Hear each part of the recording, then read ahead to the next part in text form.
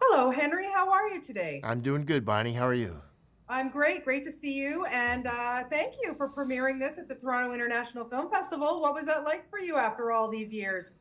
It was an honor, and then it was a huge relief because the crowd liked the movie. So that was the first time I found out how it played in front of a large audience.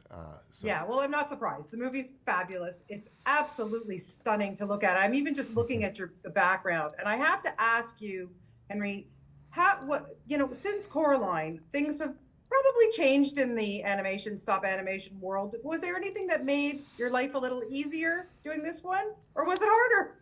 um, Most of the big changes for me in stop motion actually happened earlier, between Nightmare Before Christmas and Coraline. That was a long time, and there was all sorts of advances. You know, we're shooting digitally. We could remove rigs to help a character fly. We could put in a rig and then digitally remove it, digitally do this and that. But mainly what seemed to be happening in stop motion between the two films was it was becoming too perfect. A lot of CG was being used, mixed in for crowd scenes and like that. And so the decision I made with my two animation supervisors, Jeff Riley and Malcolm Lamont, was let's back it up a little. Let's show off that it's stop motion. Use all these tools to help us, but let's show that the direct connection between artist and art. Wow. Leave the Yeah. seams in the faces. We change the faces to show different expressions. Yes. The animation is a little rougher, a little cruder at times. It's not all shot 24 poses for a second. Sometimes it's 12. Sometimes it's 8. So the main thing was let's dial it back and show off exactly what it is, while still using all the modern tools to put in backgrounds that we couldn't have there on the stage, to fix the worst mistakes. But that was the main thing. Embrace everything new, but make the heart of it feel like it's supposed to for stop motion. Absolutely. I got to ask you, how on earth do you hook up with the genius that is Jordan Peele? How did this collaboration happen? It was a fabulous idea. I had after Coraline, I actually had another movie project going and it put in several years. It was called The Shadow King. Yes. And at a certain point, it went belly up. It's just, things happen. I wasn't certain I was going to make another film, but in 2012, the Key and Peele show premiered on Comedy Central with Yeah. Keegan-Michael Key and Jordan Peele, and I was blown away by how talented those two guys were. By the third season, I was one of the biggest fans of the world of it, and I remembered this old story I'd come up with when my grown sons were little and acting demonic. I'd actually written a little 7-page story about two demon brothers, and a lot of the same characters that in the final film were in that story. But Yeah. I just got this idea.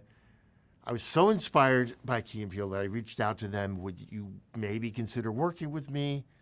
They both were interested, but Jordan turned out to be an expert on stop motion animation. He knew all Oh, about it, yeah. and we met, and it was just like one of those things. He wanted to do more than a voice. He wanted to be a Yeah. producer. He told me about his new company, Monkey Paw, Yeah. and it was just one of those things that like we met and like everything worked out. I mean, he's the best collaborator, sort of creative collaborator for story and character I've ever worked with. Amazing. And then you have them working on the voiceover aspect too, because you're right, they are so hilarious. How much do you let them riff? Like really, they're just hilarious guys. Yeah, well, you give them plenty of room to the first session. They hadn't worked together in a while. The show had ended, and they'd gone off to develop lots of other projects. So Yeah. you give them plenty of room to find the characters. And so the first session was just them riffing. You give them some lines, but then they can improvise. Um, After they find the characters, that informs the writing a lot.